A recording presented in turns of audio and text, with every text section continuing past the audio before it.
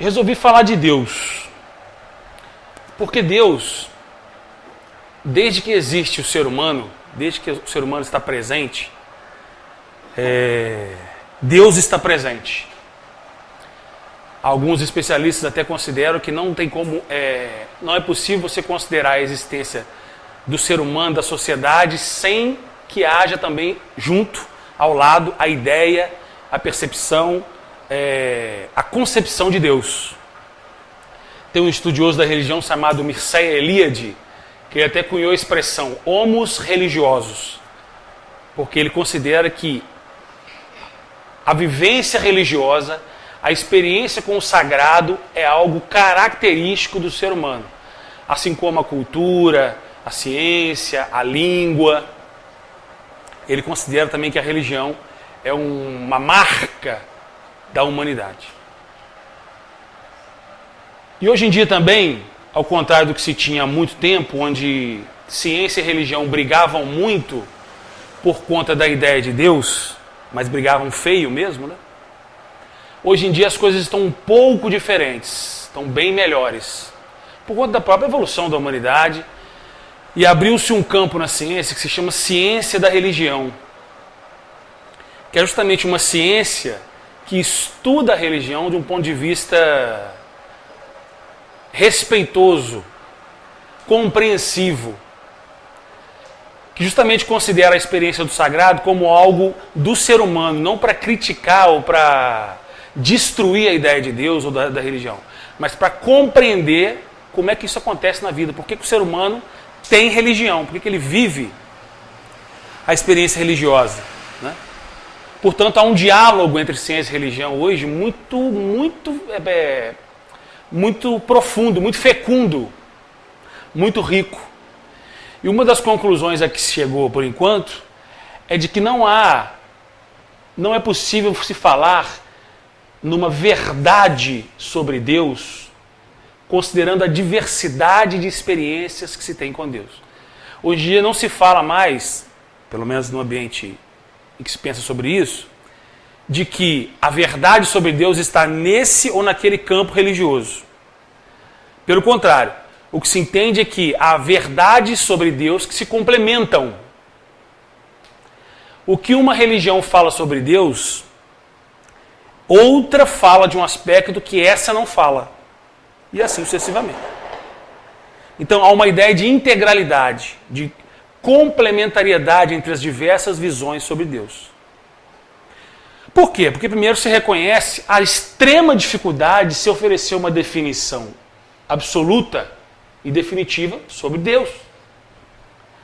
Reconhece a nossa incapacidade momentânea de chegar a essa visão completa do que é Deus. E nós que somos espíritas sabemos disso, que isso também acontece em função do quê? Da nossa própria evolução espiritual. Nós só vamos compreender a Deus, ver a Deus, quando formos espíritos puros, né? Nós sabemos disso pela doutrina espírita. Então, portanto, ainda estamos em busca de Deus. Mas uma notícia boa é que, apesar de se não ter uma explicação definitiva sobre Deus, uma certeza absoluta sobre Deus, já se há um consenso da experiência que se tem do sagrado.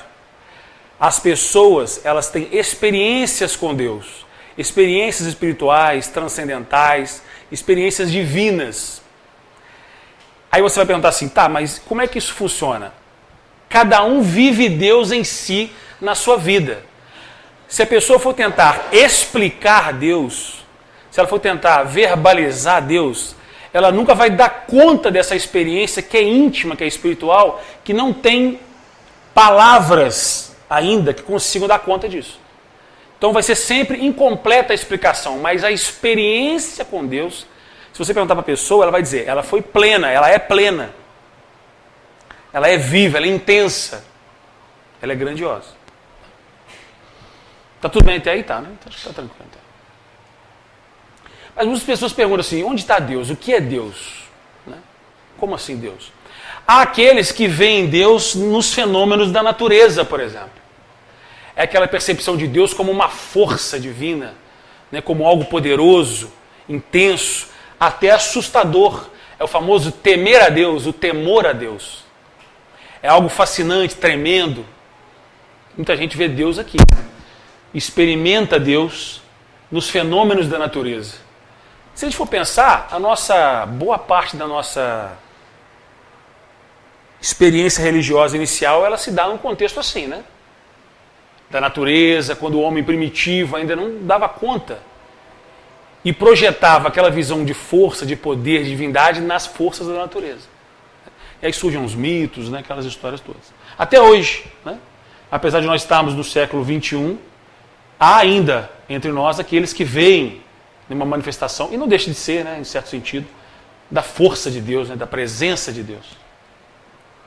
Aqui também um outro exemplo, né, de um fenômeno da natureza que é considerado por muitos como uma expressão da força divina, da presença divina. Né? Também outro aspecto importante. Aí você vai ver, tem vários, aqui no caso é um vulcão, mas montanhas, né, árvores, a chuva, o relâmpago. Né? Há quem vê em fenômenos como esse a expressão do poder de Deus. Os flagelos, terremotos, maremotos, enchentes. Né? É como se fosse uma reação divina, uma reação da natureza. Né? Há aqueles que compreendem que também seria uma expressão da força divina, né? Da presença divina, do poder divino. Outra também, uma expressão, né? No caso um tornado. Muitas dessas situações elas acabam sendo interpretadas como divindades, né? Acabam recebendo nomes e considerados e sendo cultuados. Né? Vocês sabem disso, né? Isso acontece muito. Nas mitologias aí das várias sociedades, por exemplo. Né? No entanto, há outras expressões e visualizações de Deus, por exemplo. Existem pessoas que percebem Deus numa situação como essa. Existem pessoas que se tocam, se deixam sentir Deus num momento como esse. A mão de Deus, a presença de Deus, o socorro divino. Para muitas pessoas, Deus está aqui nesse momento, ou momentos muito parecidos como esse. Né, em que há alguém em sofrimento, precisando de resgate, de atendimento, de socorro. Né? Tanto que muitos são chamados, os socorristas, os paramédicos, enfim, a área da saúde são chamados anjos da guarda. Né? Aqui também um outro exemplo, aí já é um socorro na região da Palestina, né? Aquela região sofrida. E aqui um voluntário, salvo engano é da Cruz Vermelha, também socorrendo. Então quem é que vai negar que, por exemplo, para esse pai, esse enfermeiro, esse socorrista, não é Deus que está presente naquele momento, ajudando a socorrer o seu filho? Se ele diz que é, se ele experimenta assim, você vai negar? Estão entendendo? É a experiência da vida, não é uma coisa teoricamente explicável, é a vivência, né, da presença de Deus. Um outro exemplo também. Essa área de socorro é sempre muito lembrada, né? Pessoas em situações completamente vulneráveis, sem qualquer perspectiva de esperança, e alguém, quer dizer, só pode ser Deus, né? Alguém aparece. Há quem também enxergue Deus no universo. Deus é o universo, Deus é o espaço, são as estrelas. Né? Há aqueles também que atribuem a isso a presença divina, a imensidão, né, do universo, do espaço também.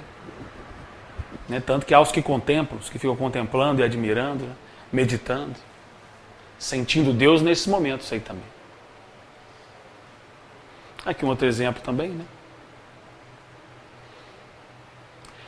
Há quem sinta e perceba Deus, encontre Deus através de outras pessoas.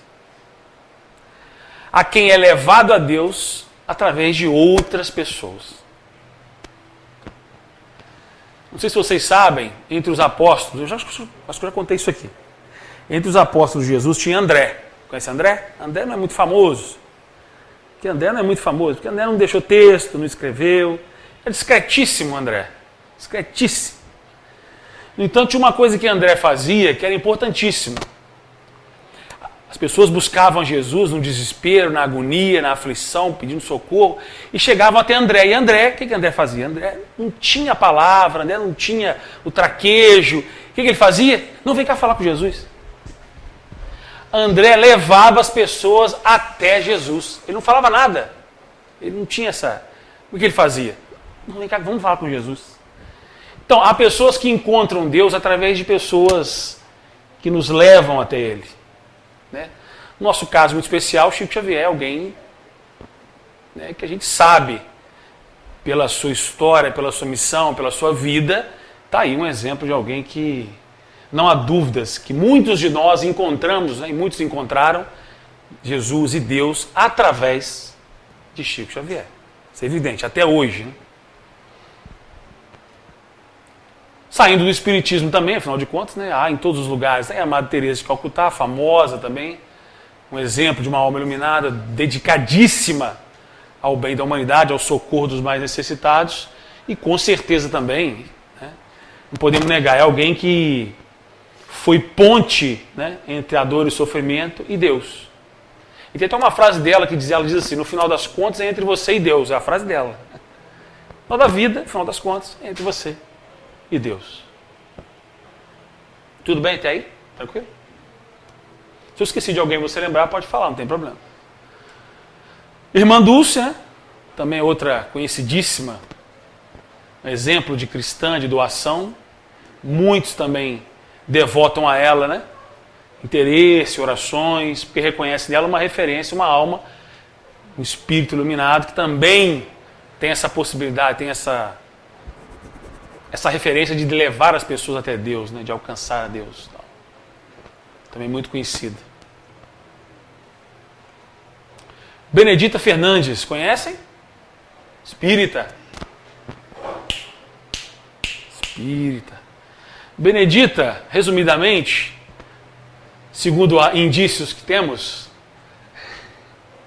alguns indícios, digamos assim. Benedita, alguns indícios. Vou ser bem cauteloso aqui no que eu vou falar. Há indícios de que trabalha no Dom Pedro II. Há indícios. Mas são só indícios. Sugestões. Ela foi uma espírita, ela passou por problemas muito sérios, né, salvo engano. Problemas até psiquiátricos, não é isso? E uma mulher muito sofrida, era médium de todas as possibilidades que vocês imaginam.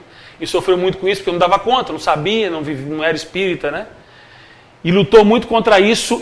E uma das formas que ela desenvolveu de vencer a sua dificuldade psiquiátrica foi exercer a sua mediunidade e a caridade. Depois dela ser internada, ela retornou para a vida e desenvolveu um trabalho de caridade espetacular. Procure no livro dela, ele está aí disponível para quem quiser. Benedita Fernandes também. Tá? Nós chamamos carinhosamente de Benedita, vó Benedita. Aí não precisa dizer mais nada, né? A referência maior para nós espíritas cristãos e para, né, bilhões de seres humanos, e até não cristãos, inclusive, né? Gandhi dizia, né?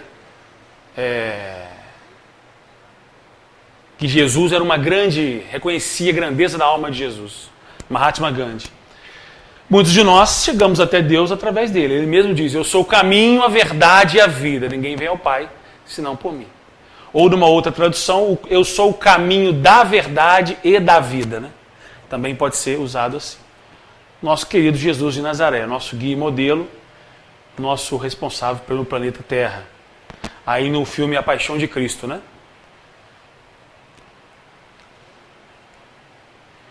E muitos enxergam Deus, veem Deus através da imagem de um senhor simpático de barbas brancas que está no alto, cuidando de todos nós. É uma projeção humana para tentar dar conta da imagem de Deus. Né? A gente sabe que Deus não é uma figura humana, mas é só uma representação de pintura, porque a gente tem essa mania, né? O hábito de projetar o que é de nós na divindade. Né? Só a título de ilustração também. Mas o que não tira a capacidade de viver a experiência divina. É importante isso, tá, gente? O Espiritismo, em tese, não tem símbolos, mas ele não nega a possibilidade que os símbolos religiosos têm, e outras correntes religiosas, de mobilizar a fé alheia. Isso é importante. Né? O respeito às outras religiões e aos outros cultos. Então, se há aqueles que precisam de uma imagem para mobilizarem a sua fé, terem uma experiência divina, que bom, não tem problema nenhum. Né? O Espiritismo respeita, mas não vivencia isso. Tudo bem até aí? Alguém quer fazer alguma colocação? Esqueci de alguém? Esqueci, né? Muita gente. Muita gente. Mas aí o Espiritismo, ele vai tentar explicar Deus pra gente. Só que eu quero fazer uma ressalva. Os espíritos superiores da codificação, eles são muito cautelosos, são muito prudentes, e eles sabem, como já foi, eles demonstram ao longo dos livros, né, que a nossa linguagem ela é muito pouca para dar conta da realidade espiritual completamente. Então, eles utilizam da nossa linguagem no limite das possibilidades da nossa própria compreensão. Você imagina quando se trata de definir o que é Deus. Então, quer dizer, nem os espíritos da codificação vão ser imprudentes de fazer confusão. Né? Então, eles oferecem uma definição do que é Deus, através da pergunta de Kardec, muito, muito simples, mas ao mesmo tempo profunda. Só que nenhuma complicação filosófica, nenhuma traquinagem, nenhuma inventação de moda. Eles são muito objetivos e simples. Né? Tanto Kardec pergunta, que é Deus? E se vocês observarem, já na pergunta Kardec já está fazendo ele está adotando alguns critérios. Ele não coloca o que é Deus ou quem é Deus. É lógico, ele já está partindo do pressuposto que não é uma personalidade, não é uma pessoa, não é um indivíduo. Né? Nenhuma coisa, nenhum objeto. Que é Deus? Os espíritos vão lá e dizem, Deus é a inteligência suprema, causa primária de todas as coisas. Se você for buscar um tratado filosófico que vai explicar Deus, o cara escreve um livro de 800 páginas. Vai tentar explicar o que é Deus. Ou seja, não consegue resolver. Então vamos para a simplicidade. A inteligência suprema. Ou seja, se nós somos os espíritos, que somos as inteligências que povoam o universo, há uma inteligência que é suprema, que é superior, que gerencia, que administra, que coordena as outras inteligências. Então há um detalhe aqui que a gente precisa observar. Nós também somos inteligências e Deus também é inteligência. Ou poder trocar espírito. Então há uma relação de identidade entre nós e Deus. Também somos inteligências, somos espíritos como Deus. Atenção! Mas Deus é a inteligência suprema. Né? Causa primária, ou primeira, né? As traduções aí, elas... Ou seja, a origem de tudo, o pontapé inicial, onde tudo começa, onde tudo se desenvolve, né? Aristóteles ia dizer assim, o motor original, o motor inicial da vida, Deus, a causa primária, a causa inicial. Né? É o que dá origem ao universo, é o que dá origem à existência, é Deus, está em Deus. De todas as coisas. Ponto. Aí você vai dizer assim, não, peraí, tem uma coisa errada aí. Se ele é a origem de todas as coisas, então Deus é a origem do mal. Não, calma, muita calma nessa hora, né? Muita calma nessa hora. Deus é soberano, a gente sabe, né? É soberanamente justo e bom. Então, quando você fala que Deus é a causa, é a origem, não há possibilidade alguma de Deus ser causa de algo ruim. Por definição, Deus é causa de coisa boa. Tudo que é causado por Deus é necessariamente bom e justo. Né? Ainda que a gente não compreenda. Mas é. Na Gênese, Kardec faz um comentário que é relacionado a essa pergunta, né? Porque ele também trata de Deus. Sendo Deus a causa primária de todas as coisas, a origem de tudo o que existe, a base sobre que repousa o edifício da criação, é também um ponto que importa consideremos antes de tudo. Então, antes de qualquer coisa, para a doutrina espírita, é importante nós partirmos de Deus. Porque se a doutrina espírita não considera Deus, tudo que ela desenvolve em seguida tudo que ela apresenta não tem razão de ser. Não se explica. Por exemplo, vamos falar de espíritos, mas não existe Deus. Como os espíritos se criaram? Como é que isso funciona? Vamos falar de justiça, de harmonia? Como é que isso se estabelece? Aleatoriamente? Ao acaso? Né? A imortalidade da alma, como é que isso se processa se não há uma força que permite isso? Né? Até a questão da fé também, né? A fé em Deus.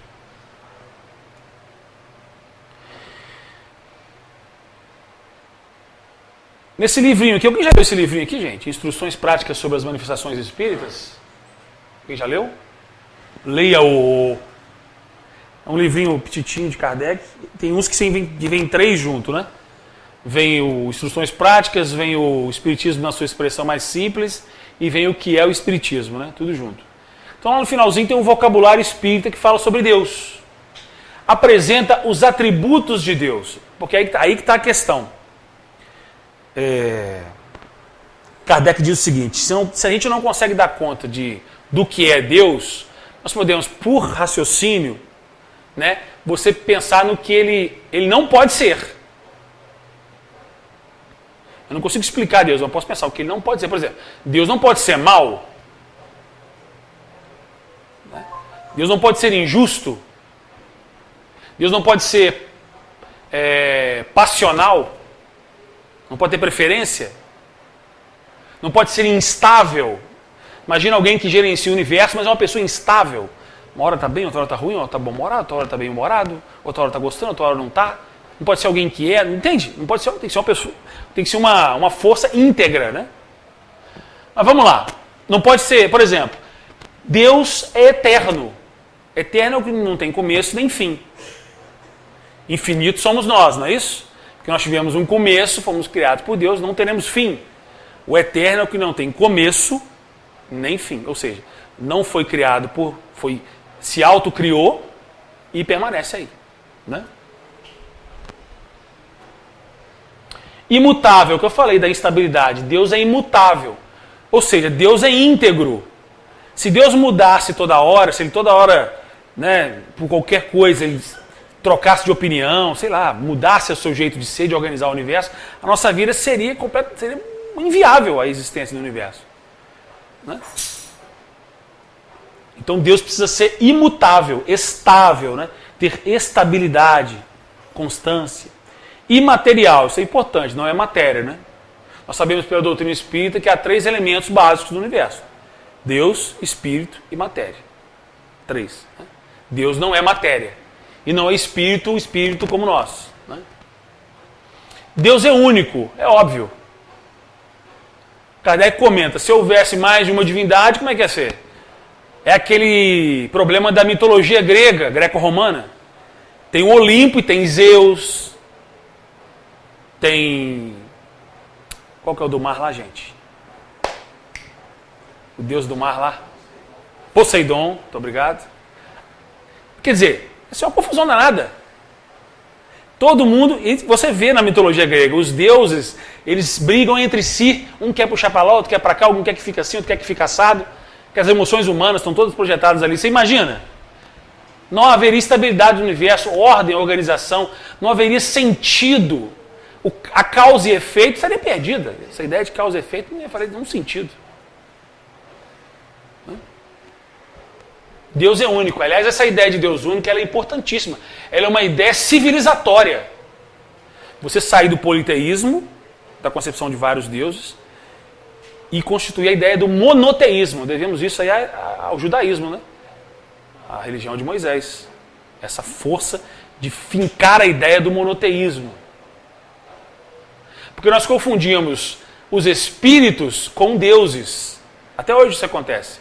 Respeitamos que ainda procede. Mas para a compreensão espírita não funciona desse jeito. Os espíritos se manifestam, são espíritos. E há a divindade, que é única. Nós não confundimos os espíritos com deuses. No contexto espírita. Né? Mas respeitamos quem assim o compreende. Mas para nós não. Né? Todo poderoso, isso é fundamental. Né? Se Deus não tem todo o poder, tem alguém que tem mais poder que ele. Aí vira igual aquele filme Guerra Infinita, né? Passou que a molecada gosta. Cada um tem um poder. Disputando esse poder. Né? Todo poderoso. O poder é com Deus. Soberanamente justo e bom. Isso é importantíssimo. Às vezes é uma ideia difícil de compreender. Imagina nós estamos na Etiópia e vamos fazer um trabalho voluntário na Etiópia. Um bolsão de miséria, em que as crianças morrem pela rua, de fome. Aí você vai chegar para uma família e vai falar assim, olha, tenha calma, fique bem, Deus é justo.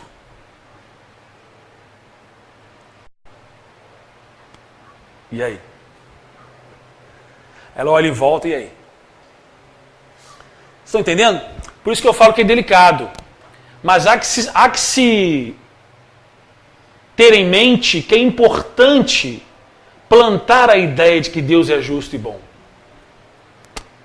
Alimentar essa ideia. Construí-la no coração de cada um de nós. Cada um nas suas dificuldades. Todo mundo tem seus dramas, tem suas dores, suas perdas, né, suas frustrações. Mas é importante entender isso num contexto maior. A doutrina espírita faz isso, nos convida a isso. Né?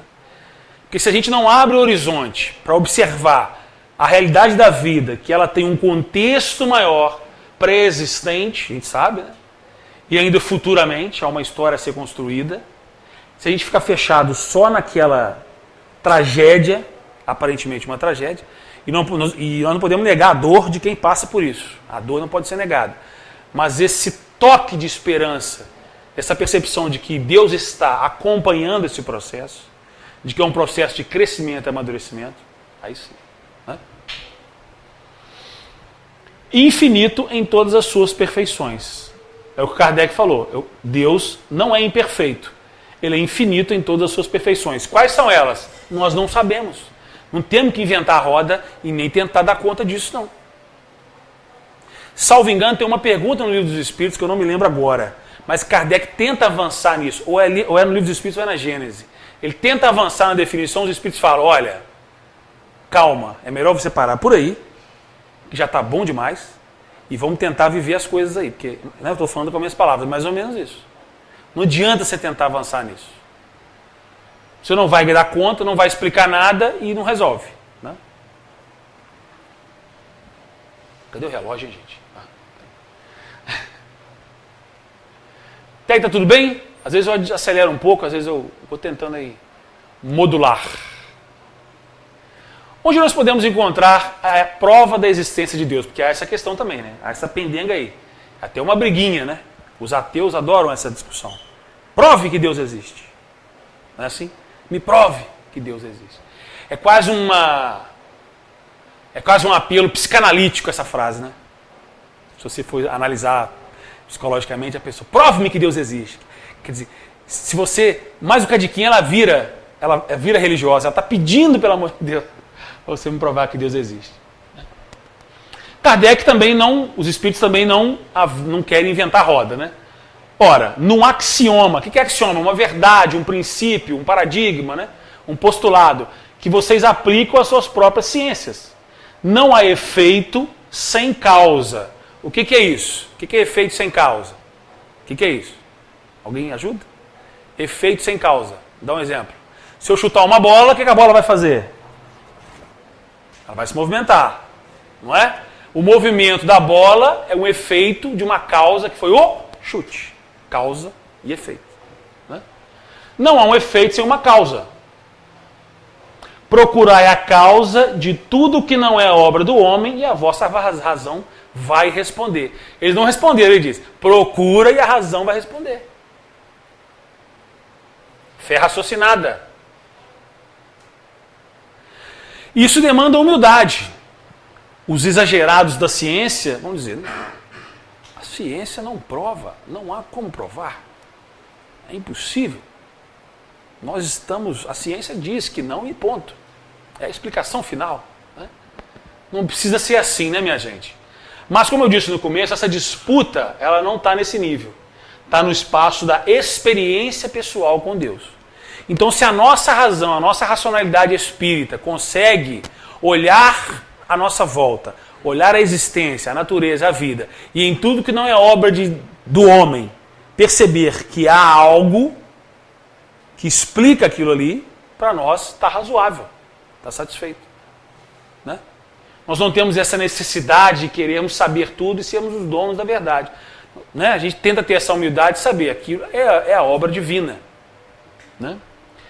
E há cientistas que aceitam isso. Por exemplo, há cientistas que dizem que não tem outra explicação para essa ordem do universo, a menos que não haja por trás um organizador, um agente, um arquiteto, um princípio que organiza isso. Né? Há cientistas que já chegam nesse ponto. Comenta Kardec: para crer-se em Deus, basta que se lance olhar sobre as obras da criação. O universo existe, logo tem uma causa. Tem uma causa. Duvidar da existência de Deus é negar que todo efeito tem uma causa e avançar que o nada pode fazer alguma coisa. Ou seja, o acaso pode criar a vida, por exemplo. O acaso. O acaso. Uma vez perguntaram para um líder espiritual budista a definição de milagre. E ele conversando com o discípulo dele: o que você acha que é milagre? A milagre é quando acontece uma cura, uma coisa fantástica. Milagre é quando acontece... Ele falou assim: como é que você nasceu? Ele falou assim: meu pai, minha mãe. Você já raciocinou como é esse processo, desde a concepção, da fecundação, a trajetória da constituição de uma criança, até o parto? Tudo pode acontecer. Eis aí o exemplo de um milagre, de uma ação divina, de uma causa. Aí ele falou: então tá bom. Só um exemplo, né? A gente tem vários exemplos na vida. Certinho aí? Beleza? Espiritismo é isso aí também, né? A gente tem que doutrinariamente também avançar, né?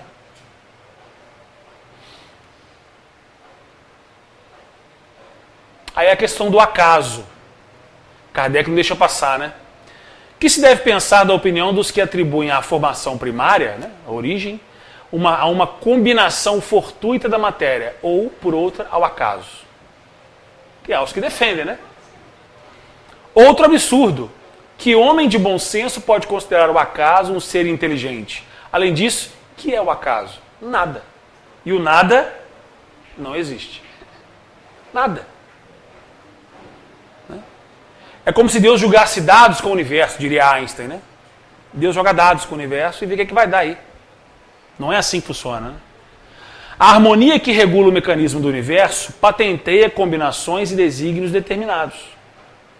E por isso mesmo revela um poder inteligente. Kardec dá o exemplo do relógio, né? Hoje a gente poderia dar o exemplo do smartphone. Se você abrir o smartphone, você vai ver os circuitos, nem mecanismos, circuitos, os chips, tudo conectado, tudo encaixado, tudo certinho, que permite que você faça milhões de coisas com esse aparelhinho aqui.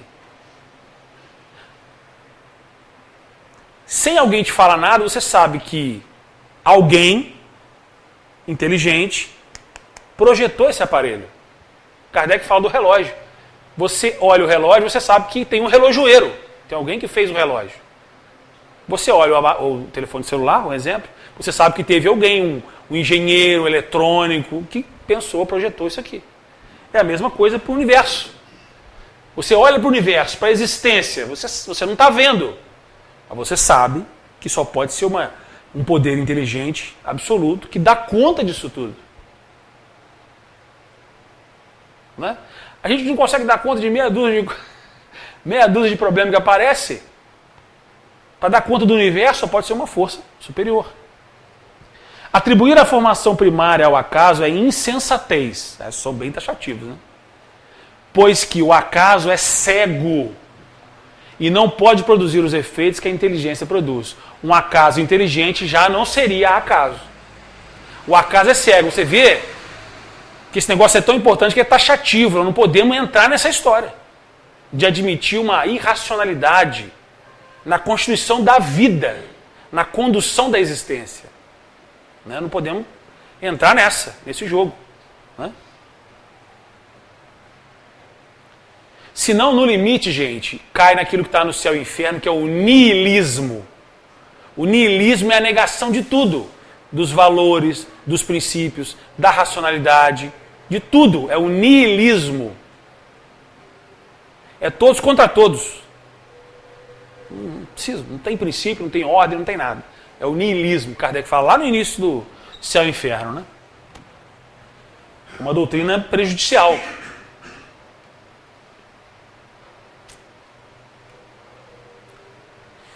Kardec continua. Em que é que, na causa primária, em Deus, se revela uma inteligência suprema e superior a todas as inteligências? Você vê que Kardec não tem sossego, né, também. Tá, você falou da inteligência, mas o que ela tem diferente das outras? Quer saber? Quem pergunta quer saber, né? Não tinha aquele programa? Tendes um provérbio que diz, você vê que os espíritos, eles não, né? Eles dialogam, eles não dão respostinhas, né? Pela obra se reconhece o autor. Pois bem, vede a obra e procurai o autor. Você vê que eles não estão dando resposta pronta, está voltando. Você precisa analisar, meu filho, é a fé raciocinada. Você tem que olhar, você tem que perceber. Olhe, perceba, observe, estude. Né? O orgulho é que gera a incredulidade. Não preciso olhar, eu tenho certeza. Não preciso observar mais nada. Não preciso. Eu tenho certeza. Certezas, né? As certezas da vida. O homem orgulhoso nada admite acima de si. Aí eles enfiam mais o dedo na ferida. Por isso é que ele se denomina a si mesmo um espírito forte. Pobre ser que um sopro de Deus pode abater. Volta e meia, você sabe que, a maioria, todo mundo sabe que o espiritismo, uma das suas tarefas é conversar com gente morta. Vocês sabem disso, né, gente? Nós espíritas temos que conversar com gente morta. Isso acontece num espaço chamado reunião mediúnica, né? E volta e meia nas reuniões mediúnicas aparecem os chamados espíritos fortes. São pessoas extremamente intelectualizadas, extremamente adeptas da ciência, da racionalidade, que tudo há uma explicação, mas aí elas se deparam com o fenômeno que ninguém pode escapar, como diz no Alto da Compadecida, né? O fenômeno que iguala tudo que é filho de rico, pobre, que é a morte, o desencarne. E no desencarne, aí não tem conversa. Você dá de cara, de frente, consigo mesmo. E muitos espíritos fortes, extremamente decepcionados, revoltados, indignados, porque eles tinham a explicação de tudo e descobrem que não é bem assim.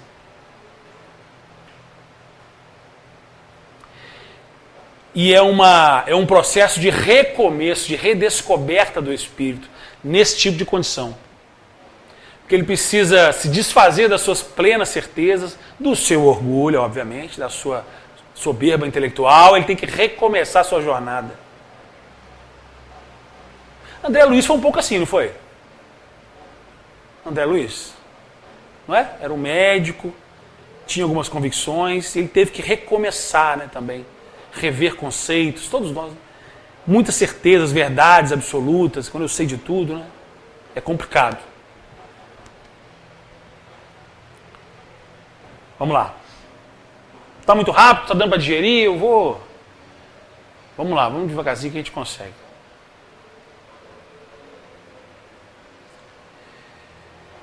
Kardec continua o raciocínio, né? Também está no Livro dos Espíritos aqui, eu sempre coloco aqui, ó. Primeira parte, causas primárias. Do poder de uma inteligência se julga pelas suas obras. E aí tudo bem, né? Pessoa muito inteligente, você vê que ela gera coisas muito bem elaboradas, sofisticadas.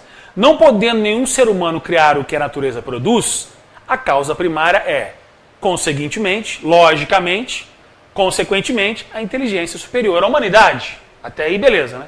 Você vê que está sendo didático. Se tem coisa que não foi o homem que fez e que é superior ao homem, então tem alguma inteligência que fez. Ok? quaisquer que sejam os prodígios que a inteligência humana tem operado, ela própria tem uma causa. E quanto maior for o que opere, tanto maior há de ser a causa primária. Aquela inteligência superior é que é a causa primária de todas as coisas, seja qual for o nome que lhe dê. Você pode dar o nome que você quiser. Oxalá, Xangô, Jeová, o que for, Buda, o que for, Deus, isso não tem problema. O nome não importa. Né? O que importa é a existência e a ação dessa força divina na vida de cada um, né? Que é superior.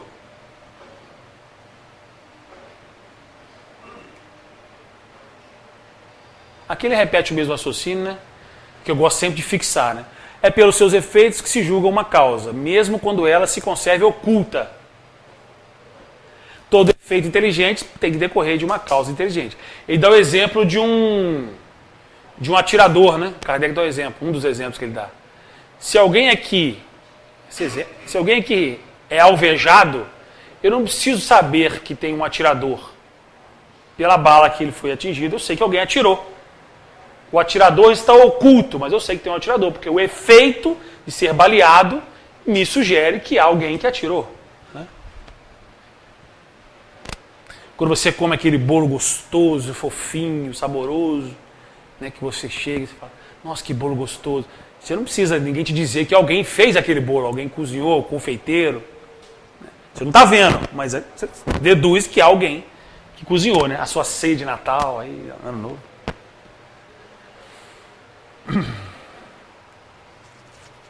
Aquele ideia do relógio que eu falei para vocês aí. A existência do relógio atesta a existência do relojoeiro. A engenhosidade do mecanismo lhe atesta a inteligência e o saber. Quando um relógio vos dá, no momento preciso, a indicação de que necessitais, já vos terá vindo à mente dizer, aí está um relógio bem inteligente. Alguém fez o relógio. Né? Outro tanto ocorre com o mecanismo do universo. Deus não se mostra, mas se revela pelas suas obras. Aí é o pulo do gato. Esse é o pulo do gato. Deus não se mostra, mas se revela pelas suas obras. Ah, Álvaro, mas poxa, por que ele não se mostra? Você vai conseguir ver? Você vai dar conta de ver? Mal a gente consegue ver o nosso mentor assim, quando ele dá uma insinuada assim. Você imagina Deus, Jesus, né, que aparece.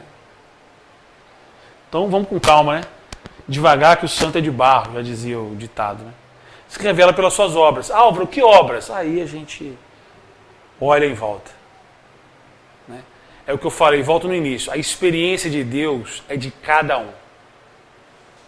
Para mim, a obra de Deus ela surge quando eu tive meu filho, por exemplo.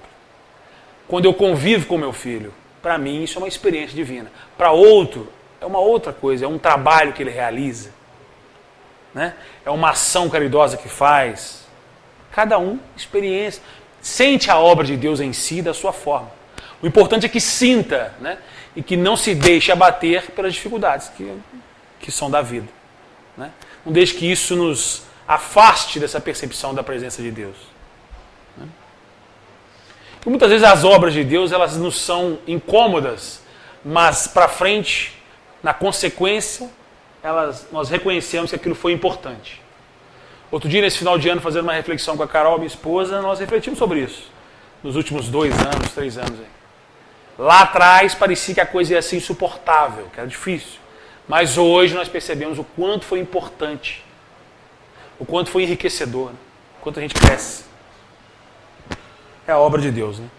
Não é aquela obra mirabolante. A gente imagina a obra de Deus, aquela coisa mirabolante, né? Uma coisa fantástica, mágica, manifestações, energia, fogo, não sei o quê. Calma, né? Deus é muito sutil, né? Na maioria das vezes. Sinais, né? Nós queremos sinais. Jesus era cobrado pelos sinais, né? Ele cura isso e aquilo, mas a marca principal de Jesus foi o seu ensinamento, o seu exemplo, o seu consolo. Né? Acho que a marca maior de Jesus de que ele era enviado de Deus, de que ele era um comunicador, né, um mensageiro de Deus, acho que não era nem os seus sinais, os seus milagres. Era o seu consolo, o seu amor, né? A sua forma de relacionar, de acolher as pessoas. Né? Eu, particularmente, acho que isso era mais marcante. Como é que Deus, você está na Revista Espírita, de 1866, como é que Deus, tão grande, tão poderoso, tão superior a tudo, pode imiscuir-se em detalhes ínfimos, preocupar-se com os menores atos e os menores pensamentos de cada indivíduo? Isso aqui é um leitor que fez essa pergunta para Kardec, salvo engano. Como é que Deus é tão poderoso, vai ficar prestando atenção num detalhezinho do meu dia a dia, eu estou no ônibus, eu estou no médico. Como é que Deus vai vai se preocupar com isso, né? Com a coisa mais insignificante que tem nas nossas vidas? Como é que pode isso? O que o Espírito não pode realizar, senão num limite restrito, Deus, que é infinito, o realiza em proporções infinitas. Então, o limite que nós olhamos e enxergamos em nós, isso não vale para Deus. Há ainda como diferença que a ação do Espírito é momentânea e subordinada às circunstâncias, ao passo que a de Deus é permanente. A ação de Deus é permanente. O pensamento do Espírito só abarca um tempo e um espaço circunscritos, enquanto o de Deus abarca o universo e a eternidade. Presta atenção. O universo e a eternidade. Numa palavra, entre os Espíritos e Deus há a distância do finito ao infinito. Então, aquilo que nós achamos que por nós não damos conta, esquece que Deus nada com o braço só. Vai tranquilo para Deus. Né? Aquilo que está no Evangelho, né? Vocês se preocupam demais com o que tem que comer, beber, o que tem que fazer. Deus, né? Deus age, Deus provê, Deus atua, Deus está presente. Nos mínimos detalhes. Isso é importante também. Então, às vezes, quando a gente acha que a gente está naquele momento de aflição, não é possível, Deus não é possível, Deus não esqueceu de mim. Agora, pelo contrário, né? Aí que Ele está presente.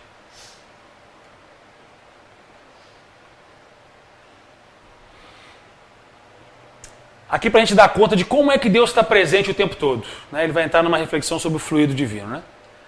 Para a facilidade da nossa compreensão, representamos esse pensamento divino sob a forma concreta de um fluido inteligente, enchendo o universo infinito. Então você imagina o universo preenchido por um fluido. Né? André Luiz dá o exemplo do oceano. Né? Nós somos os peixes e Deus é a água. O fluido divino é a água do oceano que permeia tudo, penetrando todas as partes da criação. A natureza inteira está mergulhada no fluido divino. Tudo está submetido à sua ação inteligente. Tudo está submetido à sua previdência, à sua solicitude. Isso é importante. Nenhum ser, por mais ínfimo que seja, deixa de estar, de certo modo, dele saturado. Nenhum ser, nem aquela barata que você detesta. Dei um exemplo bem. Nenhum ser. Deus está, a sua previdência, a sua inteligência, nos mais ínfimos detalhes. Né? Isso é importante para nós. Acho que eu estou chegando ao fim, né? Salvo engano. Assim estamos constantemente em presença da divindade. Não há uma só de nossas ações que possamos subtrair ao seu olhar. Não dá, gente. Não dá, não. Nosso pensamento está em contato com o seu pensamento. E é com razão que se diz que Deus lê os nossos mais profundos refolhos do coração. Estamos nele como nele está em nós, segundo a palavra do Cristo. Lembra que eu falei lá atrás da nossa relação de proximidade com Deus? Né? É aquilo que a gente fala, somos filhos de Deus. Não há intermediário entre um filho e um pai. Não tem como ter. Imaginou isso? Para um filho falar com o pai, ter acesso a um pai, ele tem que falar com a secretária. Já imaginou isso? Não, você fala com o meu assessor aqui, depois... Não tem esse negócio. Entre nós e Deus a relação é direta, é íntima, de criador e criatura. Né?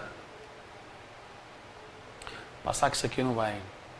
Vou finalizar com o Evangelho, Porque por mais que a gente raciocine, discuta, debata, no final das contas, como a experiência divina é pessoal, é particular, é íntima, é do coração, vale o Evangelho, né? Acho que o Evangelho traduz muito bem isso.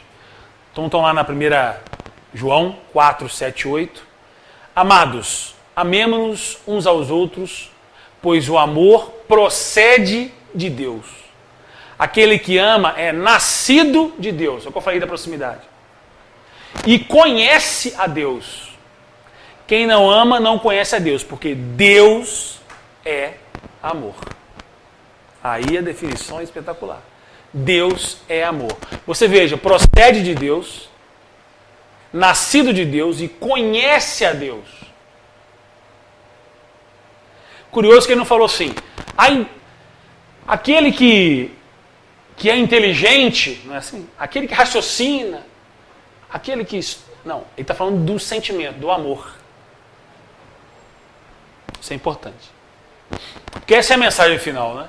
Não tem outra. Deus é amor. Agora acabou. Ele explica, Deus é amor, todo aquele que permanece no amor, permanece em Deus e Deus nele. É consequência da anterior, né? Então eu queria deixar pra gente esse convite para o ano novo que se inicia. Porque há uma demanda em nós, na humanidade inteira e no Brasil também, de que se ame mais, de que se respeite mais, de que se inclua mais, de que se abrace mais, de que se tenha mais fraternidade, respeito, consideração entre as pessoas, inclusão e não segregação, e não afastamento das pessoas, união, solidariedade, né? Em todos os sentidos, religiosamente, socialmente. É importante que a gente alimente e cultive isso, né? Para que a gente faça jus a essa nossa perspectiva do Cristo Consolador, né? Do Brasil, pátria do Evangelho. Essas questões precisam ser vividas mais, precisam ser concretizadas, precisamos agir, né? Amar é verbo, é ação, é comportamento, não é só sentimento. Então preciso que a gente também viva isso. Isso está sendo urgente para nós, no contexto atual. É urgente que se viva isso. Né? É uma decisão que nós precisamos tomar. Uma decisão. Não dá mais para a gente protelar. Sabemos que é difícil, há momentos em que isso não vai ser vivido, mas o verdadeiro espírita se reconhece pelo esforço que ele faz em domar suas más tendências. Né? Em vencer essas dificuldades. Em viver aquilo que se propõe a viver. Né? A religião está sendo muito cobrada sobre isso. A coerência da religião. A religião está em xeque, gente. Não os religiosos, não a experiência, mas a religião ela está em xeque. Está sendo exigido da religião que ela seja coerente com o que ela prega, com o que ela leva como bandeira. Né? O fato dos cristãos, se é cristão, então seja cristão. Está sendo demandado da gente. Então vamos viver isso, vamos aplicar isso. Né? Porque nós precisamos, o Brasil precisa e o mundo precisa. Né? É um momento importante. Então vamos viver isso. Tá? Esse é o convite. Muito obrigado.